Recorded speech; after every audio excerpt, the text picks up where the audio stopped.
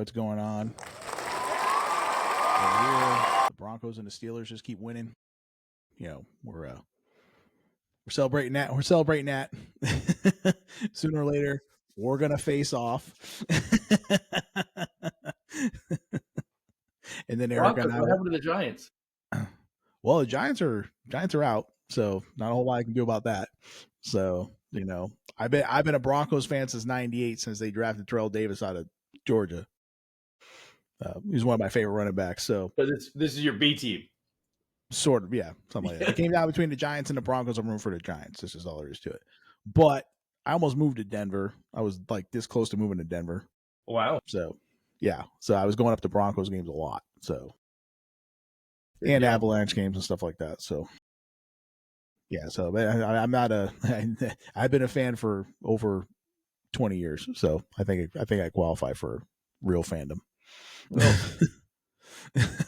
Giants fan, that's all my life you can do there. But so speaking of silent killers of your business, like the Pittsburgh Steelers have at quarterback, which will eventually bite them in the ass. We're gonna talk about the silent killers in business. Glad you think that's funny. Yeah, well, I think it's hilarious. Not the killing of business part, but definitely where Pittsburgh thinks they're going, and they're not going to get there. We want to talk about there's those hidden breakpoints. Like I said, you got, when you're, I like how you break it down. You got like the micro startups that are like 0 to like 100,000. Then you got a startup. Yep. Yeah. Startup business is like 100,000 to 500 in that range. But now we're going to go to that next level. We're talking about 500 to $1 million. And that's where we see a lot of businesses start to plateau and kind of stall out and don't really understand how to get it, up off the runway, get it to that next level. That's so right. I know we're talking about a lot of, we talk about delegation all the time on this show, where we have to, offload some of our duties and things like that. But you're going to get more into how the owners got to learn how to let go of that daily process and things like that, and how they can, because without it, you're not scaling. That's right. Yeah. So we, so just to clarify, so there's the initial phases of scale. It starts with the micro business, which is the 0 to 100,000, right? That's just, you're just you're out selling, you're marketing, you're selling, you're hustling, right? That's all it is. It is very much the side hustle phase. And then the second phase from there is 100,000 to 250. Now you're in what I would call the startup phase. Now you actually have a business. You likely have some employees, even if they're VAs or something like that. Then you go 250 to 500,000, and that's the first growth phase. That's where some operational systems really need to start being put into place for your business to kind of make that leap from about 20 grand a month to 40, 50 grand a month, or 30, 40 grand a month. To make that leap, you now have to have employees, right? You're delegating, right? You referenced delegating, how important that is. And then what we're talking about today is going from that phase, which is $500,000 to $1 million, and making that leap, which is a pretty big leap. I mean, percentage wise, we talk about this all the time. It's only about 6 to 8%, but it's less than double digits of the businesses that ever reach $1 million. So if you said, let's just say for the sake of argument that 8% reach $1 million, it's anywhere between 6 and 8, depends on what categories you're looking at. But generally speaking, that means 92% never reach $1 million. Mm-hmm. So I believe it's somewhere in the neighborhood of about 50 some odd % of all businesses are stuck between $500,000 and $1 million. That means of the 34 million plus businesses that are out there in the United States, about half of them are stuck between $500,000 and $1 million. So today we're going to talk about, to your point, those businesses that are struggling going from that growth scale to the phase scale and going from $500,000 to $1 million and really reaching that $1 million threshold, which is huge. You're not making $1 million. If you're doing well, you're making 200,000 on your $1 million. Mm-hmm. But getting to that $1 million threshold puts your business in a position where if there's a drawback in the industry or in the market, the economy or anything like that, your business is still salvageable. When you're at 250,000, you see a 20% dip in business, you may not be able to pull it all together, right? You got to make sure you have to get super lean. It'll adjust a lot of things that makes it really hard. But as you start getting some infrastructure built into your business, now you can absorb some of those ebbs and flows, particularly the larger ones, the ones that really hurt businesses. The vast majority of businesses that got crushed during COVID were in this phase, $500,000 to $1 million and just over $1 million, because they had just gotten there and they weren't completely stabilized yet. And they didn't have the capital to do the adjustments. Like some restaurants, for instance, a good example, were able to do the whole outside thing, right? And set up tents and whatnot outside and all that kind of stuff. And they were able to adjust and make the adjustments they needed to make. Whereas other businesses didn't have the resources to do that. And so their only option was to shut down. And many of them never reopened. So anyway, that's the category we're going to talk about, that phase move from phase 3 to phase 4, or from what I call growth phase to scale phase 1, actually, to be clear. And then we're going to talk about the two competencies that are often most lacking at this phase is the leadership and vision, and then the operational excellence. Sales and marketing is likely to some degree has been figured out. Now, whether or not that'll scale well past $1 million, whole nother conversation. But right now we're focused on $500,000 to $1 million. Sales and marketing is generally in a good spot. Ideally, at least you have some handle on your finances, although those really become a problem or become a conversation once you get north of $1 million. That's where we really, really have to lean into that stuff. But right now, leadership and vision and operational excellence are the two that are probably the most prominent to make this leap from the $500,000 range. Again, call it 50,000 a month to about 100,000 a month, right? That leap. $1 million would be 83,333, right? But something between 50 and 100,000 a month, that's that gap, right? And it's a chasm, right? And I mean, think about it, like 50% of the businesses never make it out of that threshold. Anyway, so as we kind of go into that, one of the things we want to talk about today, leadership and vision, the reason that's so important is because too many times, I mean, we've had, I think we've had 131 clients now in 6 years and 4 months. 131 clients, and I will tell you that easily 80%, if not maybe 90%, most of those business owners, when they started the business, they did not have a clear path on where they intended to go. And I see this all the time, right? It's like I started a business. I started a coffee shop because I thought it'd be cool to have a coffee shop, right? But I didn't start with a plan to open 10 coffee shops, right? And so the disconnect, the opportunity here is I didn't have a clear plan on where I was going to go. So I didn't think about all the things I would need. I just opened a coffee shop. Mm-hmm. And no knock on any of those business owners, but that's part of the challenge that they run into is there's no clear vision there. Right? How are you going to recruit people? Right? How are you going to recruit people for a 10-unit operation if you're going in with one? Right now, there's a lot of people would say, well, I got to open the one before I can open the 2, the 3, the 4. Sure, absolutely. But guess what? There's things that you do with one that you're going to be able to do better at 2, 3, and 4, but only if you actually learn from each of those experiences. And if you know that you're going to open a second, a third, and a fourth, you do things differently, right? Even if you haven't done scale like that before, you're going to think differently. You're going to like, okay, let's remember this when we do the next one, right? I mean, think about that. Just inherently, you're doing some kind of project. Let's say you're doing any kind of project in your yard or something like that, and you've got to do. Let's say you're going to put fencing up in your backyard. And the fencing comes in little 8-foot panels, right? You buy those stockade fences from Home Depot or wherever, and they come in 8-foot sections. Well, you dig the first set of holes. First of all, if you have dug post hole digger, that's a pain in the ass to begin with. Oh yeah, you dig those holes. It's a good shoulder workout though. Right, exactly, right. You dig those holes, you put that fence up, and everything that you do, you say, okay, that was hard. But the next one will be easier because I'm going to not do this. I'm going to do this different. I'm going to do that different. It's the exact same thing when you go and build a business and you know that you're going to scale that business, right?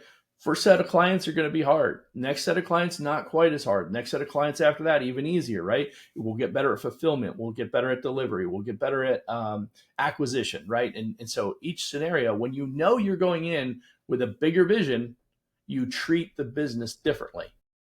When you go in and you set up the first one, you just kind of figure it out as you go, which is what you do. The difference is you're not thinking, hey, how could I use this information on the next one and the one after that and the one after that? Well, that goes back to what we always talk about, with our clients, things like that. It's like, you got to be thinking of the exit strategy now, Yes, So that's right. like I said, it's just going to be a one and done. You're going to hand it out. Or like I said, you're going to be able to, if you're not already thinking day one, I want 5 of these, and like I said, I got to, start. And my goal is to be striving towards that daily. Yep. Well, and think about that. We had you and I worked with a potential client that came back to you on multiple occasions asking for advice on financing for a multi-unit coffee shop. Started with the first one. I don't know that they ever had a definitive plan to open multiple ones, but then said, hey, we're not making a ton of money for this first one. It's doing good, but we're not making a livable wage from it. So let's go open a second one. Right. And then in the process of getting set up for the second one, a third one falls into their lap, which is even, it would be less money and a great opportunity, but they weren't prepared for that because they hadn't thought that far ahead of what they were going to need. And in their particular case, financing was a big factor. Well, also, because, we talked about too, was getting that manager in place. That's right. So that they can get out of the daily grind. Yep. Pun intended. Because that was one of the first conversations I had with them. Like, okay, you need to get out of being a barista and get being business owner. Right. Yep. And get out of there. Right. So once they found that right person, they can, okay, they've got the day to day. All right. Now I can go out and start doing other functions and doing events and having our coffee at all these different events and things like that. But that was the catalyst to getting it going. And then of course, we always talk about, doing financing in phases as well. And we're well on our way with that. But but it wasn't until the leadership, like we're going to probably reference in here, you had up enough say, okay, I need to let this go. I need to be able to not be here, right, to make this work. Right. And you don't do that right away, right? I'm not suggesting, right? No, you got to be there long enough to establish the systems and the processes and make sure that it's running the way you want, and clients are being serviced the way you'd like them to be serviced, and all that kind of stuff. You put your DNA imprint on it, right? But once you've done that, see, here again, I say this, you're going to do that differently if you already know you're going to open a second and a third and a fourth operation. As a matter of fact, when you open the first one, ideally you're hiring for people that are going to take over the second and the third and the fourth one, right? You're bringing them into the opportunity, into the fold of the business, because anybody who's ever had some operation like that, a coffee shop is a great example. Let's say a good coffee shop does $20,000-$25,000 a month. Well, because I know the cost of running one of those operations, yeah. I know it way too well. I know that even if you are doing $20,000-$25,000 a month, you are not making a family livable wage on that individual coffee shop unless you live there. Mm-hmm. Yeah. You're there whatever hours it's open. If it's open 12 hours a day, you're probably there 12 hours a day, and you have 1 or maybe 2 employees. Because if you have a team of baristas that are running it, and you have either you're outsourcing your food service, and you have to have food to supplement it, otherwise you're not going to get that kind of volume. And maybe in a drive-through, and you get a high-end branded drive-through, like a franchise, what do they call it, Dutch Brothers or something like that, which they're not even franchises, right? But if you had a big brand like that, drive-through type of you might get to $500,000 with one shop, and then you might be pulling off maybe $75,000-$100,000 off that one shop.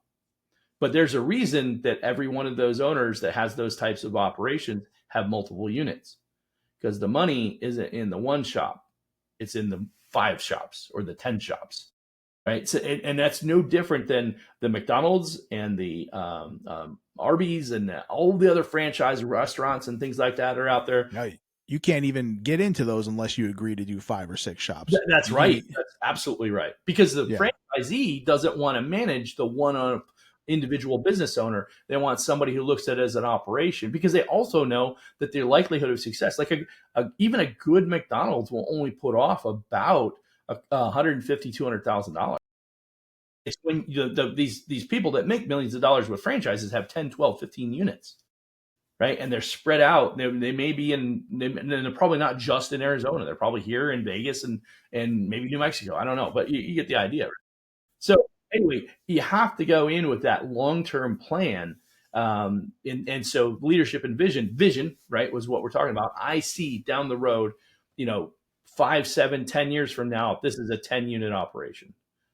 And let's just say, for the sake of argument, net of all expenses, that includes paying a manager to run my operation, to run each coffee shop, that at the end, having 10 coffee shops, let's say in the Phoenix metro area, each one of them throws off between 25 and 50,000 in profit. Well, at 10 of them, I'm making $500,000 a year, 250 to $500,000 a year, while not running any of the day-to-day. That's the key. Mm-hmm. Right. And so because I built in a model that allows me to have even a regional manager that oversees the 10 operations. Right. So each one has its own manager. And then by the time I get to 6 or 7 of those, I can probably afford to pay a regional manager who oversees all the operations. Now I'm completely removed from the day-to-day operations, and I can actually have the freedom of being a business owner, actually an investor in my own business, as opposed to an operator in my business, which is completely, like you just talked about earlier, completely different perspective, right? Yep. So that none of that happens without the leadership and vision. If you're not clear on where you're going, that doesn't manifest by accident. No. And if you don't have that clear point in the beginning, you're not going to be able to communicate that to even your, of course we were both in the military. So you got to be able to, you got to be able to tell the mission to the lowest ranked private in the outfit. Yes. Here's the mission. Here's where we're going. Okay. And they need to be able to say that in the same words, right? They need to understand exactly where we're going, using the same vocabulary and completely understanding the intention of the mission. And it gets them to buy into it, because now they see, hey, this isn't just me slinging out a cup of coffee, or I can make my, they're going to open up 5 or 10 of these things. I can be that regional manager. I can work my way towards that. That's right. See what I'm saying? So you're giving those people that are, your employees, saying, hey, look, you're going to, if you need somebody to, manage this one or manage, I'm here. I've been here since day one. Right. I know this just as well as I know this place just as well, if not better than you. You know what I mean? So that's a person you're going to want to hire. So again, that's a leadership thing that I'm sure you're probably going to touch on, that you have to be able to communicate the mission. Like I say, even as NCOs, we have to be able to communicate the mission to the private. Like I say, because if we get promoted up, so like I said, we say again. I said, if you get taken out in the field. I was going to say that too. That was going to be my next point. We get taken out or promoted up. Right, I was going with the positive first, but because if you get taken out in business, that's an issue. But no, like I said, if you get promoted up, things like that, but then you got to have that mentality of, okay, I'm not the staff sergeant anymore, things like that. Now I'm getting to sergeant major level, to where like I'm running the battalion, where I got, master sergeants reporting to me, telling me what's going on within the platoons and things like, so, that kind of, that's our military thing. Yeah. But it's the same concept, right? I mean, it's like if I join the military and I'm a PFC, like I was PFC coming out of basic, or when actually as soon as I got to my unit, I was promoted to PFC. And man, I remember what a big deal that was, because it was a nice bump in pay that was really needed, really necessary at that time in my life. Mm-hmm. Right. But you go from E2 to E3, you go to PFC, you go from that next level up, right? It's kind of like the barista. I go from barista to head barista. I go from head barista to maybe assistant shop manager. I go from assistant shop manager to general manager of the restaurant or the coffee shop or whatever. And then I move from that to maybe that regional manager position or whatever, right? But there's a progressional development opportunity for me. Without that, why would I want to join your company? I could go work at Starbucks, because I guarantee you, likely Starbucks pays me more per hour than you would, and they probably have better benefits than you will. So if I don't have a long-term opportunity to grow with your company, well, think about it this way. You want to start a single person operation. You want to start, a single unit operation. Have at it. Here's the downside. Good luck finding people to work for you. If it isn't family members, the one thing that I give credit to a lot of the immigrant families that come here from other countries and they start businesses, the one thing you have to give them credit for is they constantly and they employ their family. And I say employed, I mean, they like recruit family in to help them build their business. And then they take care of one another and they go, then they build the next one. They go to build the next one. The family follows along and helps them do that. And they create family generational wealth, right? You take our average small business owners in the United States, they're not thinking that way, generally speaking. And that's the opportunity, because they haven't looked far enough down the field. So one, you have to clearly identify that you want to go somewhere, and what is that going to look like for you? It could be, if you're not talking about a retail operation, it could be a revenue number, right? I want to go to $1 million in top line revenue. And let's say I'm a metal fabricating company. Okay. Metal fab company, right? It's going to take you, I'm going to guess based on my examples of the people I've worked with, somewhere between 5 and 7 people working in that shop to be able to do $1 million. Depends on level of competency with the tools. Depends on the machinery you have, the type of the type of machinery you have, type of clients you get access to, but what all you do with your services. Like, do you actually deliver it, right? Whatever. Anyway, you get the idea. The point is, to be able to do that, you're going to need a handful of people, right? And they're going to be different skill sets, and you may not completely understand. Right, you may have been a lifelong welder, and you know how to do that, but you don't necessarily know how to do all these other components of this. Or you're the guy that does the laser plasma cutter or the laser cutter, or whatever, right? But you haven't done some of the other components of the job, like, I don't know, sales. That might be kind of important, right? How to find new clients. I can make the stuff, I can cut the stuff, I can weld the stuff, but I can't freaking sell it. Well, guess what? You got a problem. That business ain't going anywhere other than the handful of people that you might know. You pick up the phone and say, hey, do you need more product, right? You eventually need to have more clients. That we talk about client penetration, not penetration, concentration, client concentration, right? But here's the thing. You've got to have people, and you reference leadership. You've got to have people who can step up. In a 5-7 person operation doing $1 million, you got to have people who step up and run their part of the business without you having to tell them what to do every 5 minutes. Because if you got to tell them what to do every 5 minutes, you'll never make $1 million, right? That's exactly what you alluded to earlier. It's exactly what we're talking about with leadership and vision. The problem you're going to have going from $500,000 to $1 million, at $500,000, 50 grand a month, you're probably capable of being there 10 hours a day, 5-6 days a week, whatever that looks like. 8, 10, 12 hours a day. And you're probably capable of getting everybody to do what needs to be done and barking out the orders across the board and ensuring everything gets done. Yeah, but then you bought yourself a job. You bought yourself a job at that point. And for how long? How long can you actually work? Think about it this way. As a welder, you probably made, I don't know, what, $40 an hour or something like that, right? Depending on the type of welding you do, maybe $30 an hour. I don't know. But if you did that, and you work 2,000 hours, you make 80 grand a year. I'll bet, unless your business is doing well into the $500,000 to closer to $1 million range, as a business owner of that shop, unless you're personally doing most of the work or a lot of the key high pay work, you're not likely making 100 grand a year owning that business. So you're working 10 hours a day. Let's call it 5 days a week. That's 50 plus hours, plus the bookkeeping, plus the whatever else that you haven't outsourced because you're too stubborn to do that. And the next thing you know, you got 3 or 4 people that are working for you. They get frustrated. They leave. Well, guess who's going to pick up the slack every time you lose somebody? Right. Keep your hand up. Keep your hand up, because it's still you. right? And it's like, oh, by the way, you've been doing this for 7 years, working 5 hours, 5 days a week, 10 hours a day. And if you go on vacation, either you shut the shop down, right? That's why a lot of small business owners will take like the holidays off, because they're like, I never get a vacation. This is the only way I get a vacation, because they haven't learned to delegate. They haven't learned to assign leadership responsibilities to other people and have them own it.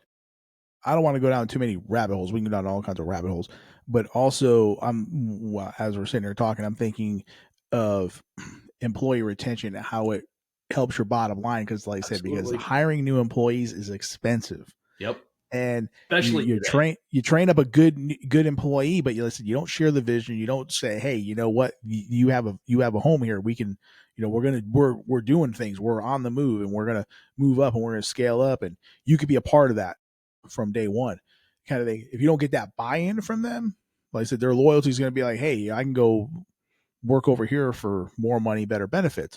Why am I here? But if they hear, hey, you know what, I can run this place. Hey, I can be a franchisee, because eventually, if you're doing a coffee shop or something like that, you're going to want to franchise it out. Who better to franchise it out to somebody who's been, Helped you build the business. right? Exactly. But Yep. that helps. That all I said, that it's retaining talent, and it's helping your bottom line, because as I said, hiring people cost money, training people cost money. Yep, agreed. And the other thing that you kind of hinted at that a lot of people don't think about is like, okay, to your point, if I don't see a path with you to grow, I'm likely going to leave a lot sooner, right? And even if I like you and you're a great guy or a great gal, and I enjoy working with you, the reality is the opportunities are bigger elsewhere, right? So as soon as I outgrow the role and you don't have something else for me to go into, that's the writing's on the wall at that. And so, but if you come at me and say, hey, we're going to 10 units in the next 7 years. And so it's going to be one the first year, or one the second year, two the third year, whatever. And you got a plan laid out for it.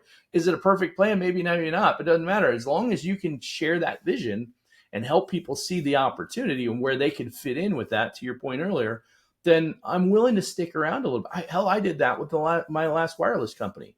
A couple years into the business, I still wasn't exactly sure what the opportunity was. And the owners pulled us aside, and they sat down with the key executives that were with the company at the time and said, look, we're going to give you a bite of the apple if and when we ever sell. So, and that was the one thing that kept me from going to the T-Mobile corporates or the Verizon corporates or the AT&T corporates, because the guys that I knew that were taking those gigs, they were getting stock options.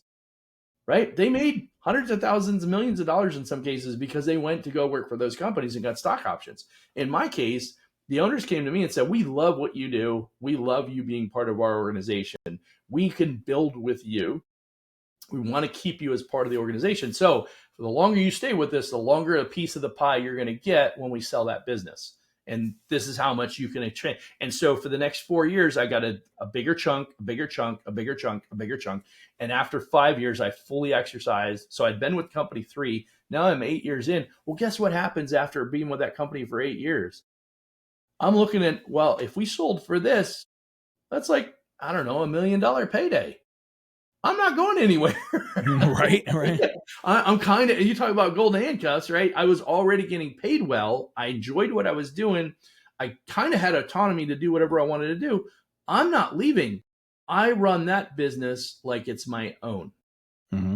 Right? You want to talk about stewardship, running the business like it's your own business. I ran it. No, better yet, I didn't run it like it was my own business. I ran it like it was my grandmother. The grandmother you would never take advantage of or screw over, right? It was like I ran it even better than if it was my own. Because if it was my own business, I might cut some corners from time to time. I might cut out a little bit early. No, I had an obligation, a responsibility to not just the owners, but to the employees that work for me. And so I invested in all my blood, sweat, and tears into that business. As a business owner, you think your likelihood of success in achieving $1 million or more in top line revenue is going to be aligned with the person that you hired to be your barista or the person that you hired to help you build 10 stores? Just think about it from that perspective alone. And again, I don't want to go down another rabbit hole, but some people are afraid to delegate out because they're so fixed, like, oh, well, this is mine. And if I train these people and tell them everything, Then they're going to know all my industry secrets. Take it and run away. Yeah. You know, and I had this come up with a client of mine recently.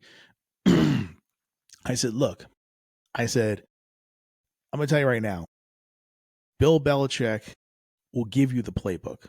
He'll give it to you. Sure. Okay. Doesn't mean you can execute it. Right. Doesn't mean, I can give you the playbook. You can have every play I got. Doesn't mean you don't know what I'm going to run, when I'm going to run, how I'm going to run it, or what change I'm going to make on the fly. Right. So it's like you can't be afraid. You can't be afraid of disseminating information to your employees because they might go start their own thing. If you have built the loyalty with them, like you were saying, I'm going to treat this like it's my grandmother's business. Like I got too much invested here. Right. Things like that. Because you got to remember, you and I know this. Not everybody's meant to be an entrepreneur. Not everybody's meant to. Are they going to have the stamina to get through those 20-hour days like we first went through when you first started a business, things like that? They may know the playbook, doesn't mean they can execute it. Yep. Yeah, great point. Great point. And there's a lot of different reasons why they wouldn't be able to execute it. To your point, it could be whether or not you have the discipline to put in those kind of hours. I think another factor to consider too, and I saw this a lot when I worked with that company, the employees who would come into the business and be like, oh, I learned everything you guys do. Well, if you think you learned everything we do and you can go do it on your own, good luck. Because you obviously did not learn everything, because there's a lot more to it than what you think if you think you figured it out, because I'm still figuring it out every day as I go through it. Right. it's like Apollo said to Rocky when they were kind of doing that little off great. camera match. Remember, you fight great, but I'm a great fighter. That's right. Exactly. But you know what? There's a lot of good salespeople out there in that industry that I was in. A lot of good salespeople like, oh, I can go do this for myself. And you might be able to, but you're not going to build that level of scale. You're not going to take it to that, 100 million plus or something. So anyway, I think that we kind of beat up the leadership and vision, but I think it's really important to drive that home, because to your point, you're not getting there without it. You're not going to do, generally speaking, let me rephrase that. I was about to say you're not going to build $1 million business without employees. However, today with technology, there is a good possibility that if it's not being done, I'm certain it's being done already. And theoretically, you probably even be able to go bigger than that. But generally speaking, it may not be a direct employee, like I've said many times before. It could be an indirect employee. It could be a VA or a series of VAs. It could be solutions, right? It could be fractional executives that work for you. It could be that you're leveraging, I don't know, a call facility company, right? That white label their service through your company, right? But you're going to have people, to help you scale to a certain point. And those people have to understand your vision, even if they're partners. And I don't mean like a business partner, but like Chris, you fulfill the video marketing solutions and we do the CRM solutions, right? And we partner together because you don't want to do CRMs and I don't want to do video. And so that's a good partnership for us, right? And you're integral to my business growth and I'm integral to your business growth. So there's a lot of value in that. It's a partnership. It's not a true partner. We're not partners in the same business, but it is a way for us to scale our business, right? That is that you have to understand my vision. We're business allies. We're business allies. But you have to understand my business just as well as I do for you to understand the role that you could play in that. Otherwise, you would see us as competition and we would struggle because, I'm like, oh, I'm not giving him those clients. He's going to steal them. And, or you're going to think, oh, Eric's going to try and figure out video and he's going to try and sell them video solutions. No. I want nothing to do with that. I'm going to scale on my portion of the business. You scale on your portion. We can sell it as a package deal. But that's the thing, right? We are clear on what's our vision. Right? It could be a unified vision that we partner with. And you may not be my long-term partner. May not partner forever, but it gets me from phase 1 to phase 2 to phase 3. Right. Mm-hmm. And then we outgrow that partnership and then we develop, either a new one with new people or whatever. But the whole idea is you don't get anywhere significant in business without leveraging the connections of the people that you have, the resources, the tools that you have access to. And how to leverage that is all dependent on your ability to share your vision, show people where you're going, and then get them bought into what you're trying to do. What was that one phrase that you have? So if you want to go somewhere fast, go alone. But if you want to go far, Go with the team. Go with the team. Is that how that went? Yep, exactly. Yep. And huge. And so, like we beat this up, but like I said, there's just no way for you to do something big without employing, to some degree, employing other people into your vision, right? Or implementing systems. You got to implement systems. So yeah, great caveat, right? Or great segue. Operational excellence, right? You have to have systems that operate and operate well. You have to be able to. So we talked about the two primary competencies are leadership and vision and operational excellence. The other big thing is you have to have systems that operate without. So for instance, onboarding clients. This is where I stumbled quite a bit early on because I'm like, oh, we'll just go sell it and then we'll figure out how to deliver it. Well, I have tons of competency in managing and growing and scaling businesses. However, client experience was not something, with all the years I was in wireless retail, I didn't have to worry about client experience once they left my retail operation. That was where the carrier took over, right? And they know I would still follow up. Hey, how was everything? All that kind of stuff. But I didn't have to deliver the service. The service was being provided by that other solution, right? By the wireless carrier. I would check in and make sure everything was okay, but it was like a phone call or two, right? Maybe I asked for a referral or whatever. But the kicker was, and then what really crushed me was the challenge that I ran into as a coach was, well, now I have to hold your hand through whatever level of engagement, whether that's a 3-month, a 6-month, a 1 year, a 5 year, whatever. Well, let's say you sign up to work with My Biz Coaches for the next year. I need to make sure that you know that we have a plan for you. Mm-hmm. And the best way to communicate that plan is through a series of automations. Direct connections could be some text message. It could be some emails. It could be some documents that are sent to you that says, hey, on the next coaching call, we're going to review this information. So here's the content that I want you to review. It could be videos, it could be a little ebook. It could be just a couple of pamphlets, whatever, but it's content that you're going to review that we'll discuss on our next call. And so if I have to remember to send that email, Chris, you and I have been buddies for a couple of years now. What's the likelihood I'm going to remember to send that email? It's not high. vice versa. Let's just be real. Exactly. What's your phrase that you always use? I need to be out in the field, not in the rear. I need to be outside the wire. Outside the wire. There you go. I can't be in the rear with the gear. I got to be outside the wire. There you go. Right. And so neither one of us are really rear in the gear kind of guy, rear with the gear kind of guys. And outside the wire, when you're doing that, you're running in a lot of different directions. So you need things to happen regardless of where you're at and what your focus is. You need things to be happening. And so I want my client to be onboarded. I want them to get the information that they need. I want them to get an outline or I'm thinking from college, what do they call it? Syllabus of what we're going to cover for the next semester or whatever, right? And so I want you to get that information so you can look ahead and identify, okay, here's some things I really want to lean into. Ideally, you're invested in that growth and understanding that you're gonna go through over whatever period of time that you're engaged with us. And so while you're doing that, I want to feed you with other tools and other resources and other things that are available. So my newsletters and my YouTube channel and whatever else that I have out there, some other courses that may not be my primary mode of communicating with you as far as the type of information that you may need to grow your business, but they're supplemental.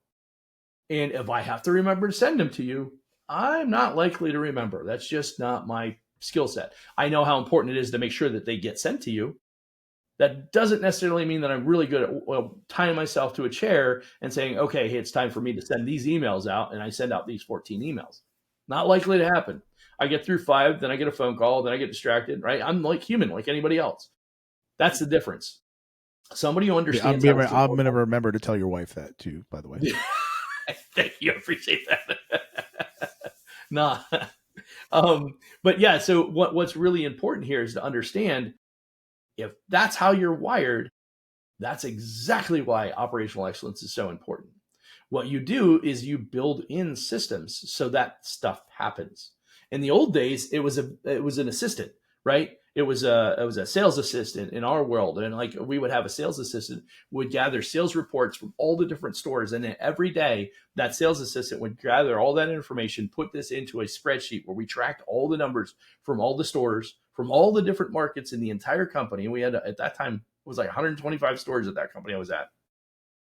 And we'd gather them all and put them into this one spreadsheet. And then from that one spreadsheet, we could see where the company was trending and where we were going and all the numbers that we needed to track.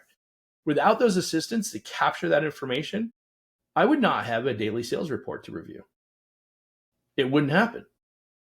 But we had operational systems. Whoever the closing employee was required to take these 7 metrics or whatever it was and load it into this Google Doc, basically, for all intents and purposes. And then everybody, the assistant would have the opportunity to gather that data. The data analyst would gather that data. It was originally his assistant, and then it was a data analyst.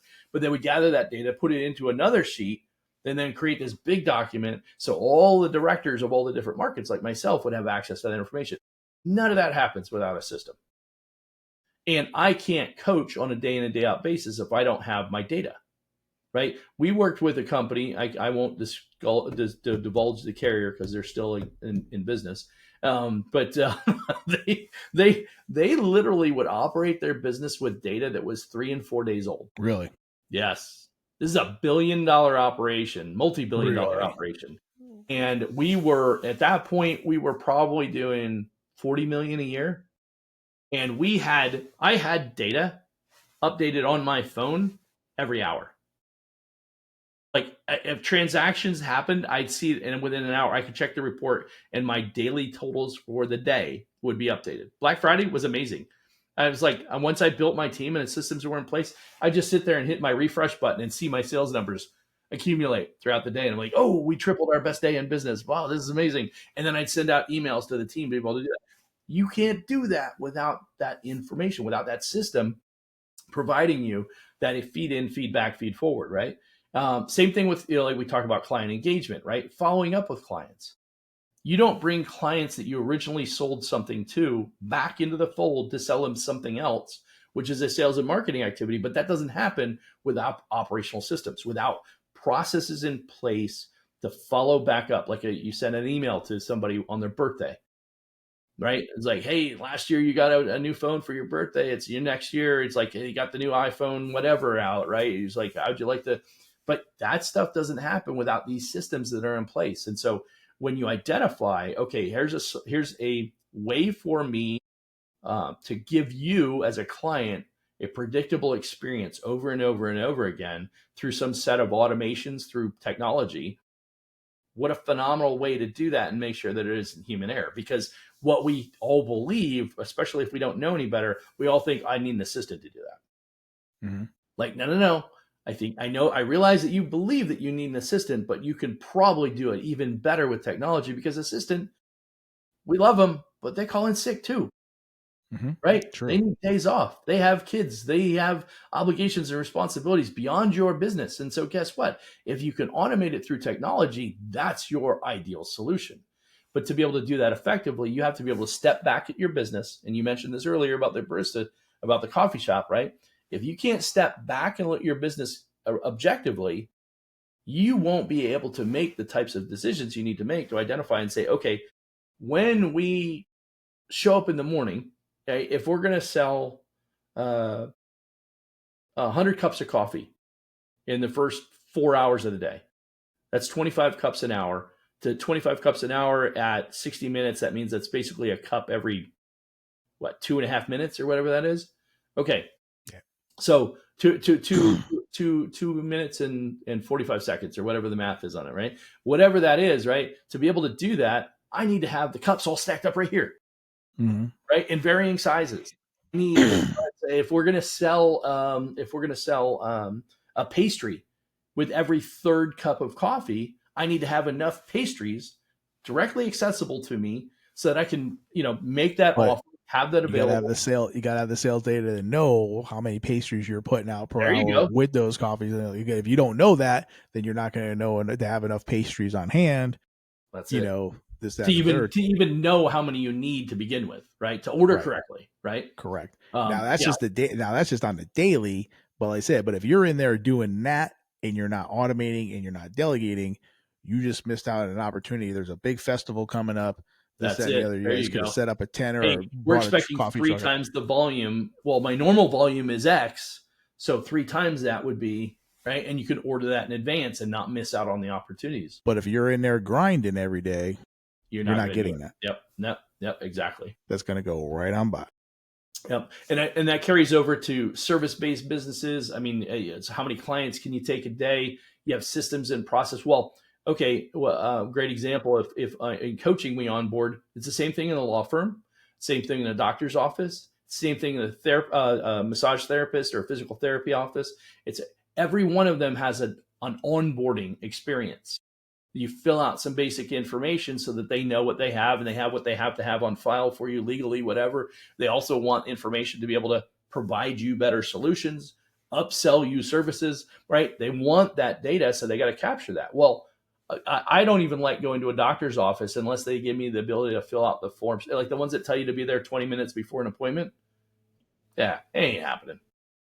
Send me the documents beforehand. I will fill it out, because if you want me, all right, I'm pre-arthritic with my hands, right? If I write, it looks like a third grader. If you're lucky, that's on a good day. Yes.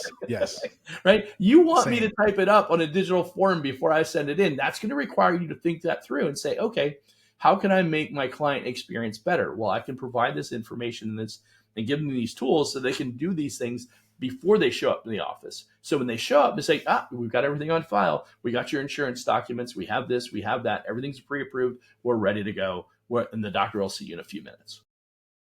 Way different experience than sit down with these 47 pages. Different. Make sure you sign these 9 on the back, blah, blah, blah. Here's my clipboard. And then sit there, and then I'm trying to write and listen for my name. And then I don't finish my documents. I'm just like, right. And so again, operational excellence. How could I make this experience better for my client? How can I make this experience better for my employees?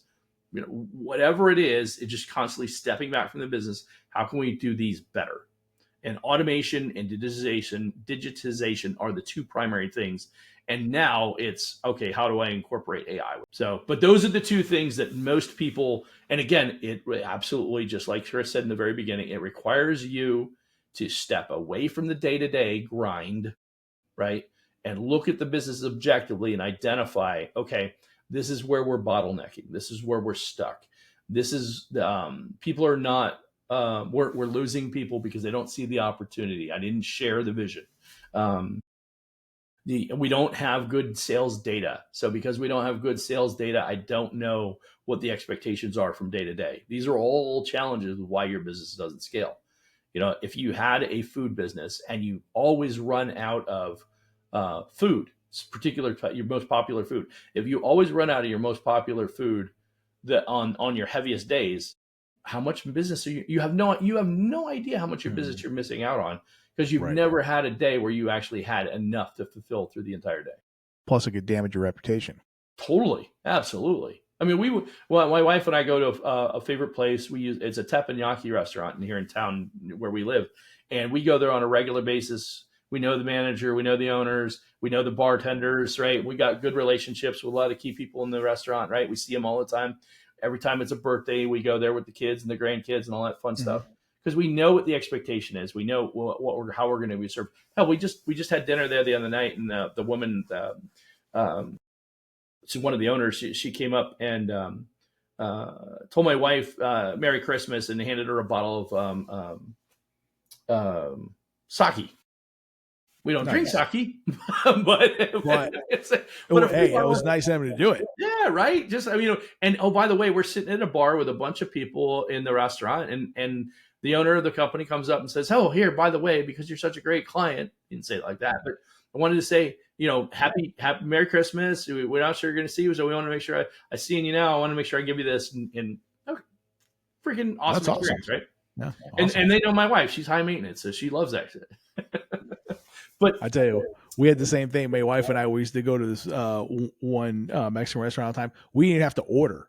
It got to a point where because we ordered the same things and things like that. Yeah. Where it didn't. We had the same, and we always had the same waiter too. He knew us back, forth, and sideways, and he would just bring it out because he just knew what we were getting. we have 4 restaurants that we go to, and they know. They're like, you guys, do you even need when they sit us down, they're like, do you even need a menu? Usual, or just say you want the usual? Yeah.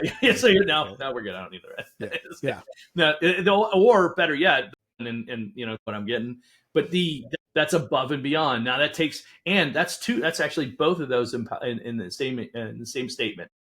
A bartender who's empowered to know and understand how important it is that clients like me want that experience every time. They know what I want. They don't need to ask me. They're just going to pour it. Now, what in the almost improbable likelihood that I come in that particular day, I'm like, nah, I don't think I want a Macallan. I think I want a Coors Light. What? Yeah, that'd be a universal swing. Like what? Right, exactly. In the off chance that happens, and the bartender pours my drink before asking, and then I say I want a Coors Light, am I going to say no to the freaking liquor? My first question would be, what is wrong with you? Like, what? Exactly. Are you ill? Going from a Macallan to a Coors Light? Did you hit your head or something? Right, exactly. But the point is that's the bartender demonstrating leadership and vision, identifying what their clients need, and then doing it on their behalf, and then creating that experience. He doesn't have to ask the owner; he already knows. That's right. Okay. And then the operational excellence of the discipline. Right. I pay attention. I know what you're going to ask for. So I don't need to right. So it's not necessarily a automated system, but it is in a sense a system that if that bartender is smart and they're an integral part of the organization, they're teaching the other bartender, hey, this guy drinks this. Mm-hmm. And so when he comes in, this is what he expects. And if you want a good tip, here's what you want to do, because I give 25, 30% tips, right? Yeah. Oh, yeah.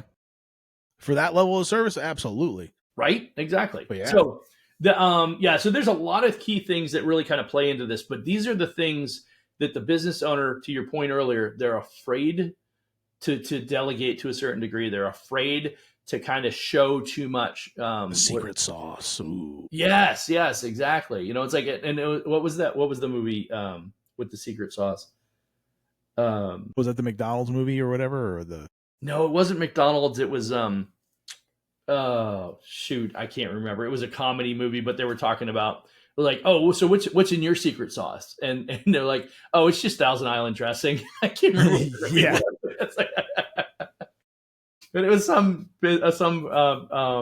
it was about, and they had burgers or whatever. And he's like, oh, so what's in your secret sauce? He goes, it's just Thousand Island dressing. It's not that big a deal. Anyway, that's the thing is, we're so afraid that to give up those insights and those perspectives. And, one of the things I would say to any business owner that says that to me is I'm like, look, the reality is it's like, first of all, we've had this conversation before. 34 million businesses, 330 million people in the United States. Only 10% of the people are ever going to open a business. Of those 10%, between 50 and 75% won't make it more than 5 years. So now you're talking 17 million people. What are the odds that you hired one of those 17 million people, one of those 5% of the people in the United States? Oh, better yet, that are actually going to take a good idea and run with it? It's probably even lower than that. Like I said, I'll give you the playbook. Doesn't mean you're going to be able to execute it. In the odds that you're one of the 3% or 2% or 1% of people that will actually take a good idea and run with it and do something with it, I'm going to take that shot. I'm going to take those odds. And who says that you don't become, you have every intention of coming in and learn my business and go and starting your own? Great. Who says you couldn't be a franchisee for me? Who says you don't become a business partner of mine or I sell the business? Right. Why don't, if I think that you're somebody that might want to do that, why don't I, if I want an exit strategy, why don't I plan on selling the business to you if I really I got a built-in one right here. Yeah. So, a lot of people struggle with that. I think that that's a big piece of that. And then the other part of it is the operational excellence. But those two things in conjunction, it starts with making sure that you have the vision, delegating and using your leadership skill sets in a way that make people want to be with you, and then helping them all understand. Like Joe, one of these days we're going to have Joe. He was one of my first coaches, Joe Smith. He worked with me when I was in the insurance business. And the first thing I told Joe when we hired him was, I'm like, look, I want you to start working on replacing yourself. Everything you do, I want you to document it so you can teach the next person that comes in to do what you do. And he's like, are you trying to get rid of me already? And I'm like, no. You need to understand. My vision is way bigger than this little agency operation. I want a massive operation. And so what I need you to understand is that everything you do, I want you to document it so you can hand that off to somebody else. Yep. And he Yep. always appreciated and respected that, because he's like, okay, now I see where I fit in and I'm not worried about losing my job. More importantly, I want to impress upon you that I'm capable of the next opportunity. So %. that's what I got for today, sir. Yeah, like I said, I think it's a lot to take in, but like I said, if we're gonna recap it, just kind of streamline like the key points that we were making, just give us like the 3 or 4 bullet points. Yeah. So one, very clear on where you're going, vision. Be clear on where you're going and what you want to accomplish, and then employ or recruit, more importantly, people around you to do that. Leverage your leadership skill set. Be the person you need to be, that people want to be like you or want to work for you or want to be in your ecosystem. When people want to be around you, that you're demonstrating leadership skill sets, right? You have to have, but to do that, you have to have the vision. You have to know where you're going. You have to be clear on where you want to go and what you want your business to go, and then and recruit those people to work for you to help you achieve that vision. And then the other part of it is you have to be able to grant them the authority to do yes, and delegate and give them an opportunity to prove themselves, to grow, right? And then the other part of it is from operational excellence. Really, it just comes to every time you find yourself doing something for a second or third time, stop and say, okay, how can I make this more efficient? That's probably, that pattern recognition is probably one of the most significant skill sets that I developed. And I don't know how much I developed it and how much it was internal. I'd have to give, if anybody, I'd have to give my dad credit for a lot of that, because he taught me to think that way. But once you do something a second or third time, you kind of step back and say, okay, I've done this 3 times in a row. I should probably make a template for this. I should probably do whatever, so this is easier to do the second or third or fourth, or the 4th or 5th time now, right? And you do it 4 or 5 times, you're like, okay, well, now I can do it faster if I do this, or I don't need all of this, I need more of this, right? And you start identifying that. But operational excellence really comes down to you stepping back from the day to day and identifying, okay, I'm repeating myself, I'm doing these things multiple times. How can I do it better? And then you get to a point, once you've done that, you start stepping back, and now you start looking at it from the client's perspective, right? From the employee's perspective. How do we make their experiences better? I almost went down another rabbit hole. I almost did. Like I said, don't be afraid to let your employees make suggestions. Like, hey, you know what? I'm doing this thing every single day. I think it can be better if we do this. Well, and that's the empowerment, right? Yeah. And you should empower your employees to say, hey, by the way, I noticed that I'm doing it this way, but it seems to me it'd be a lot more efficient, or a lot more time, less time consuming, or people would get a better experience if we did it this way.